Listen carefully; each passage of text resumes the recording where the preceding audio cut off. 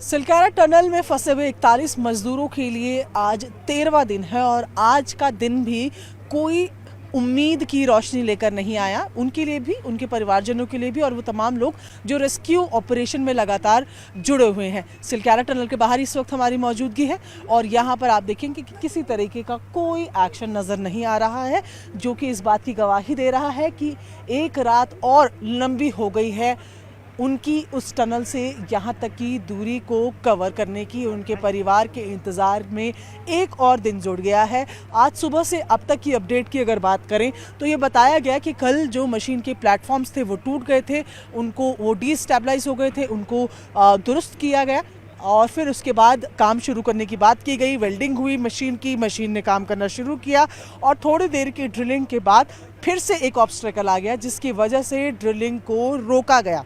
अब बहुत कम डिस्टेंस रह गया है। बताया जा रहा है कि तकरीबन 10 मीटर तक की जो दूरी है उसको अब पूरा करना है। ऐसे में ये भी सोचा जा रहा है कि क्या मैनुअल ड्रिलिंग यानी कि क्या लोगों जो मैनुअल तरीका होता है उससे अब मलबे को हटाने का काम किया जाए। इस ऑप्शन पर भी सोच विचार हो रहा है क्योंकि ऑगर मशीन में ये दूसरी दफ़ा है 2 दिन में जब इस तरीके से कोई मेटल के आ जाने की वजह से डिस्टर्बेंस बताई जा रही है और फिलहाल ऑगर मशीन को बाहर निकालने का काम किया जा रहा है। ऑगर मशीन को बाहर निकालने में तकरीबन 3 घंटे का समय लगता है, उसको असेंबल करने में भी 3 घंटे का समय लगता है। ऐसे में ये ऑप्शन जिस तरीके से हम बात करें कि कल भी रात को इस वक्त यही सिचुएशन बनी हुई थी और इस वक्त भी यही सिचुएशन बनी हुई है। 41 मजदूर यहाँ 13 दिन से फंसे हुए हैं।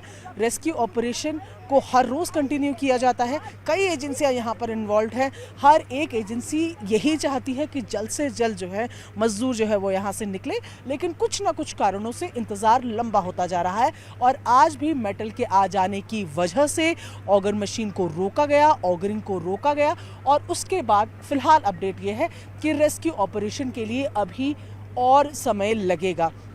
कितना समय ये कह पाना अभी मुश्किल है क्योंकि हो सकता है कि चेंज इन प्लान हो सकता है कि स्ट्रैटेजीज को बदला जाए, हो सकता है कि अभी तक अमेरिकन ऑगर मशीन की ऑगरिंग से जो ड्रिलिंग की जा रही थी उस ऑप्शन को छोड़ा जाए क्योंकि यही कहा जा रहा है कि 5-10 मीटर की जो दूरी है उसको तो मैनुअल तरीके से भी मैनुअली भी मलबा हटाकर किया जा सकता है।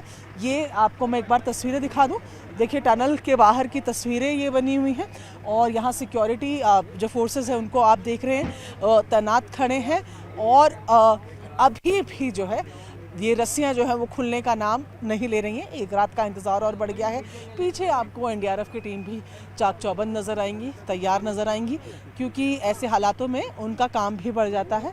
और साथ ही अगर बात करें इस वक्त की तो जिस तरीके से कड़कड़ाती ठंड पड़ रही है उसमें भी ये व्यवस्था जो है आपको पूर्ण रूप से देखने को मिल रही है। लेकिन बड़ी खबर यही है, देखिए अलाव गलाव जला के यहाँ पर रात और रुकने की भी तैयारियाँ पूरी हो चुकी हैं जिन लोगों को यहाँ पर रात भी रुकना है। लेकिन परिवारजन जो लगातार यहाँ पर बने हुए हैं, जो हर रोज़ उम्मीद कर रहे हैं कि नया सवेरा जो है वो नई उम्मीद लेकर आएगा, उनके लिए आज फिर अमावस की काली रात है। आज एक रात का इंतज़ार फिर बढ़ गया है।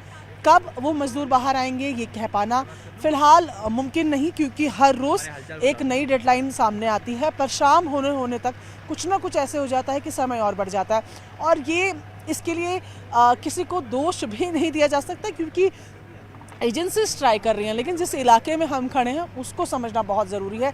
ये हिमालयन रेंजेस हैं, ये हिमालयन रेंजेस हैं। हिमालय के पहाड़ कच्चे पहाड़ हैं, नए पहाड़ हैं और ऐसे में इनका टेरेन को जज करना ही अपने आप में एक चैलेंज है। ये कहीं इस तरीके से मलबे होंगे, कहीं पर जैसे आपको ज़मीन नज़र आ रही, कहीं इस तरीके के पत्थर होंगे और कहीं बिल्कुल चट्टान सी भी आपको नज़र आएगी।